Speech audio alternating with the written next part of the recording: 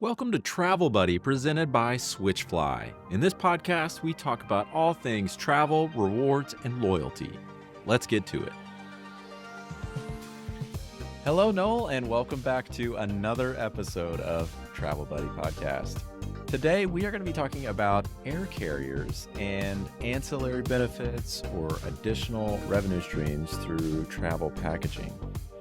So the story is some airlines are, there's some stories of major airlines going bankrupt. And we know there's razor thin margins. Airline is a very competitive industry, and every carrier is looking for an edge. They're looking for additional revenue streams. They're looking for different ways that they can service their customers. Mhm. But of course, the operations, the logistics of doing so is very complex, to put it mildly. One way that a lot of carriers, especially not maybe the major carriers, but some below that, maybe secondary airlines, are really looking for ways to add new revenue streams. And one way to do that is through travel packaging. And so Sure. hotel, cars, even the customer service and the insurance, all that kind of stuff Mhm. that goes along with it.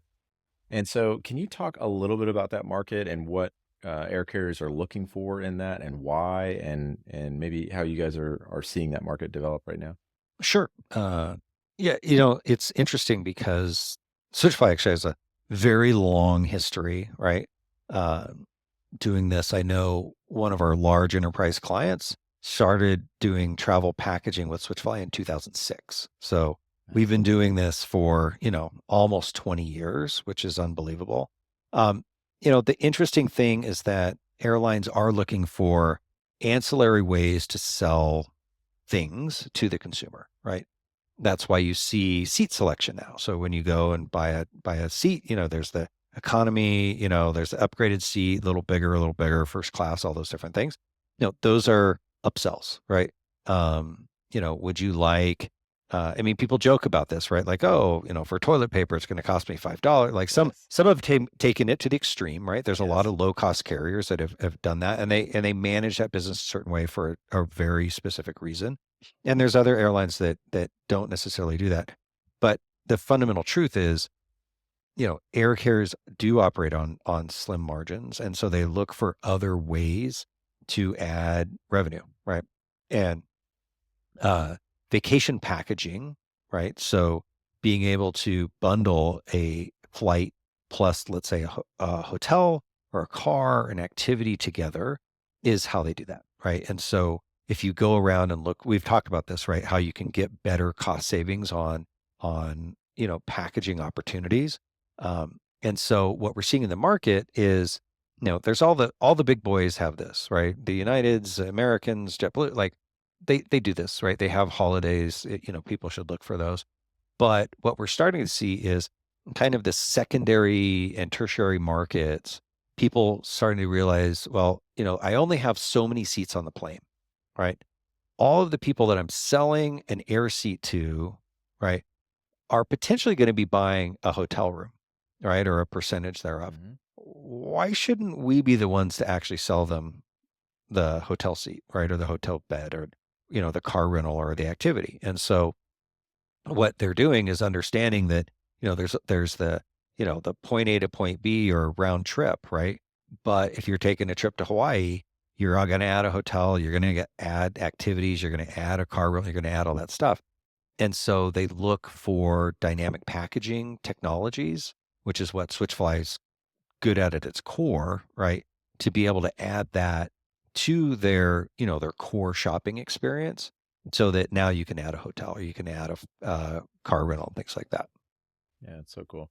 So Yep. that's like I go to, airline.com and I'm booking a flight and I see the Mhm. little tab that's like hotel plus flight or Correct. hotel flight and car. It's all that kind of Correct. technology. That's cool. Correct. And it's really driving, extra revenue from them. And there is, for consumers, there's cost savings, right? Because the airlines, especially the bigger ones, they have the buying power, right? So if you're, um, if you fly to Orlando, right, and there's air carriers that do, they can cut really good deals with specific hotels, right? And that savings sometimes they make a little more money, but oftentimes they pass those savings on to the consumer, right? And that's Mhm. how you get those those package savings and discounts that you see in the market. So, we have clients that have negotiated, great deals in Mexico, right? We have other ones that have negotiated great deals in Aruba, the Dominican Republic, right? Other people have negotiated Las Vegas, right? All the places people go for vacations, right? They have focused on, what hotel partnerships can we put in place to help drive those things for both an improved margin and also an improved cost savings for the consumer. Hmm. One So, thing you mentioned before we started recording was that it's not even just going to, the consumer level airline.com, mhm, but it's also talking with travel agents, which sure, I understand is still a career, and some people do correct, use travel agents. correct. I don't. I don't know anybody that does, or maybe my in-laws. But yeah, but that the relationship that a travel agent might have with an airline or with a Mhm, hotel provider, yeah, all of that kind of gets networked, if I could say. Like it all gets put together if you can do the for sure, dynamic packaging. for sure. And also, we talked about this about travel agents. Like, Yeah. I needed to take when our boys were small. It was like, well, we want to go on a vacation. We want to go to Mexico. Yeah, you can go and read online. Everyone says, oh, we have a travel club. We have a travel club. We have a travel club, right, for kids. But, at that time, it's like, well, my son's 2.5. Will they let him in? Will they do all this other stuff? Was it easy to get around? Like, as a parent, you're concerned. And that's why, you know, travel agents exist and they're super Mm-hmm. helpful, right? And they can book Mm-hmm. all that stuff. And the interesting thing about, being an air carrier, right, is that air carriers can promote um, specific packages, trips, deals, coupons, financial incentives, whatever those things, they promote through those channels to Mm-hmm. agents, right? And so even though it might not be available on the website, right?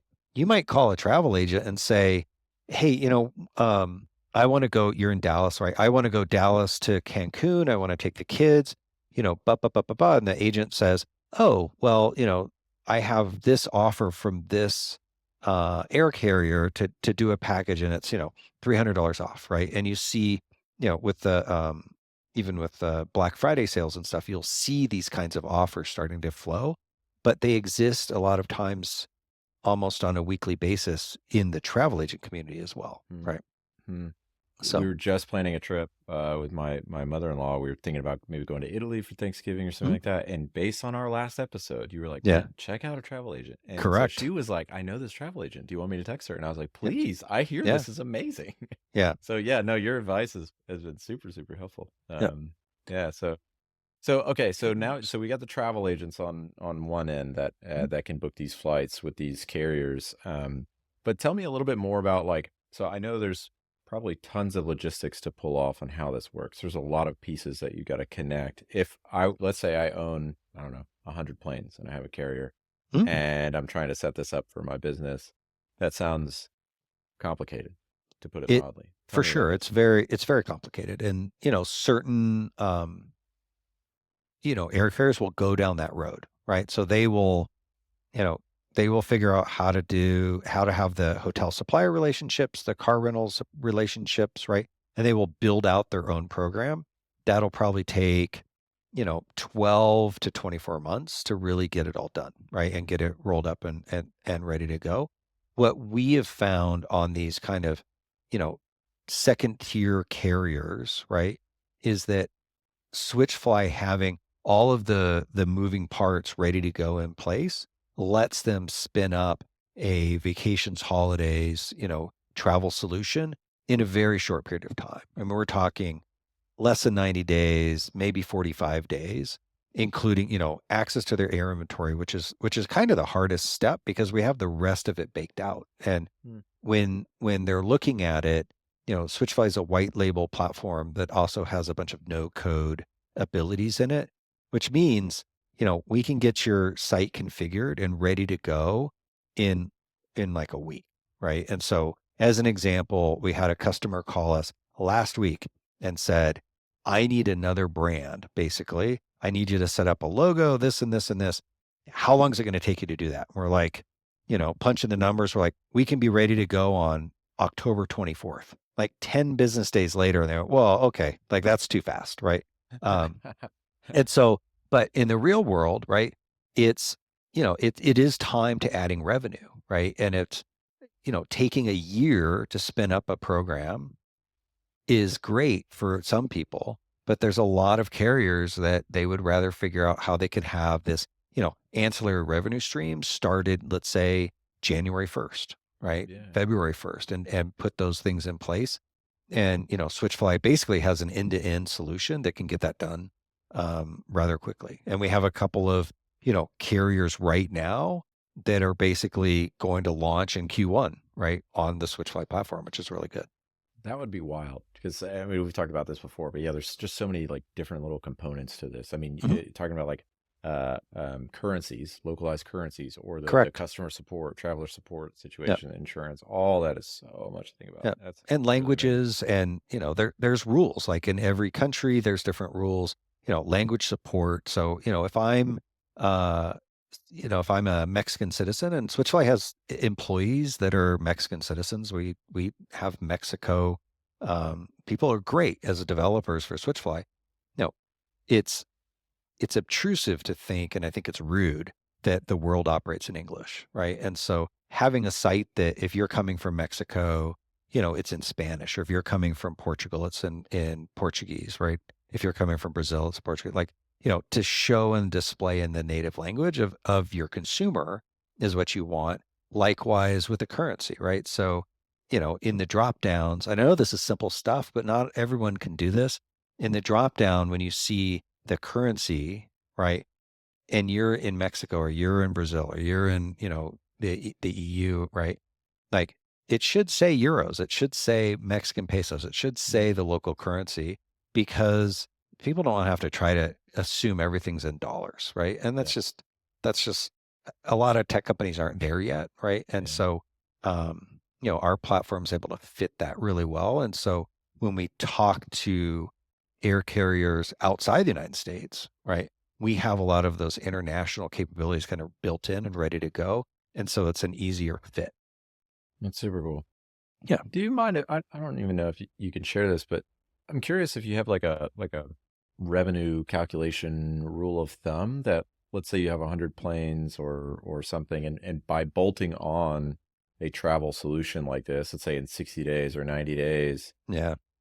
what It's companies might be looking at it's adding to their tough, revenue? right? I Yeah, mean, it's really tough. I mean, it's hard to identify the direct math of yeah. how that works, but we see programs that are doing 100 million a year in sales, right? Just from the Um, travel part, like by bolting that Yeah, on. by in the Yeah, that's crazy. Yeah, amazing. holidays business, right? And it takes time, right? No one, it doesn't start day Of one that course. you build that, but every one of our um, airline packaging clients continues to grow year after year after year, right? So it gets better and better and better, even though you see things like, well, flights are down, or consumer travel is down, things like that. The leisure travel side for us continues to grow. That's cool. I wonder if it's something like in the mind of the consumer. I'm just imagining I'm looking for different flights, and then I realize, I really love flying American, say. Mhm. Well, let me check out what kind of package they're putting together, and I'll compare that with what I find on, Google or whatever kind of Mhm. search. People are checking all those different sites, but as you start delivering, as the airline starts to put together great packages that are Mhm. reasonably priced and have all the different components to it, it's like, yeah, I'll check that out. Yeah. Always go You, back to that site. the interesting thing is the points guy wrote a great write up. And I think it was of American Airlines vacation specifically, that he went in and was trying to get the same price from the hotel, and doing it individually, right, as what he was seeing through the vacation package, and he couldn't do it. Right, he could not get the dollar savings that he was seeing in front of him in his cart, right, to check out in the packaging site, as doing it independent, because that's the way it works, right? Interesting. If you buy things independently, you don't get basically the best deal, right? Yeah, yeah, interesting. One thing I did, this is anecdote, but I was trying to get a flight to Italy and I was looking at all these different things and I called a major airline because they Mhm. wouldn't let me book my under 2-year-old child in Correct. her own seat. I had to call. So I called, and the price that they gave me was almost $1,000 more than what I found online. And I was like, Correct. well, I'm seeing online it's, 3,400 or whatever for the four of us or whatever. And she was like, yeah, I can't offer you that. That's what's online. Correct. And I was like, it's your site. I thought that I just was so confused by that. Yeah, sometimes there's different rate rules and things that they use for online versus agent flow and all this other stuff. But yeah, I had no idea. You can find it. Depends on the air carrier. Depends on how they want to engage that way. Yeah. Yeah, interesting. Okay, last question. Is there something interesting that you're seeing in the market right now? Interesting conversations you've had? I'm just always so curious, like, what is on the mind of Nowell Outlaw as he's like having all these conversations in travel, talking to carriers, talking to, travel agents, whoever. I'm just fascinated by what you're thinking about these days. The interesting conversation I had yesterday was about pets and travel, right? Okay. And because you see lots of people traveling with their animals, right? Mm-hmm. And I was talking to someone, I said, you guys should really promote to those people, right? About taking your dog. And the answer was, yeah, like, from the airline perspective, like, the pets are a burden, right? Because they mess in the carpets and blah, blah, blah, blah, blah. Yeah. But I'm telling you, like, consumers with their pets are immensely loyal, right? They are, I would never take my dog on a plane because they would probably kill people. But that there is a kind of traveler that you could market to specifically around like the special things that you do for pets or have for dogs and things like that. Yes. And so that was an interesting conversation. And of course, I just got off an airplane and, the guy in front of me had a dog, the guy behind me had a dog, Yep. right?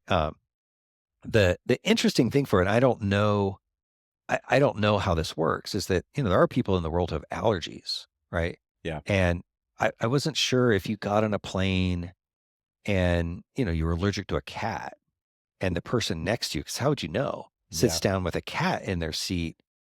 How does that work? Right. I'm on this journey to figure that out now because like who moves? Do you have to move because you have the allergy? Or does the cat owner have to move because they're the one who brought, you know what I mean? That's kind of crazy. Well, if you know somebody that operates I don't know, like a travel technology that could package all of this together.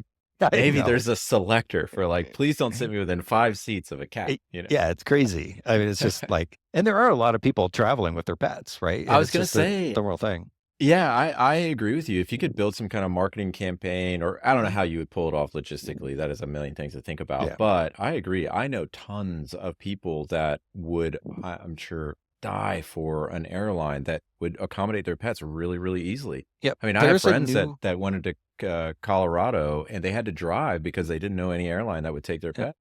There's a new airline, I think it's called Bark Air, I think, or something like that. And it's specifically trying to cater to pets and things. So there was one of those in Colorado maybe 10, 13 years ago. They didn't make it, right?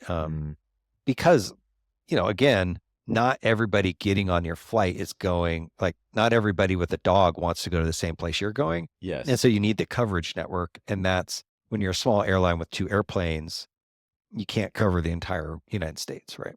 Yeah, and when it's a game of inches in airlines. You're paying an additional, if you want 33 inches of legroom versus 31 inches of legroom, you're paying extra for that. Like, I don't know how you can math the dog in the seat, I don't know, as well as you could. But anyway. Yeah.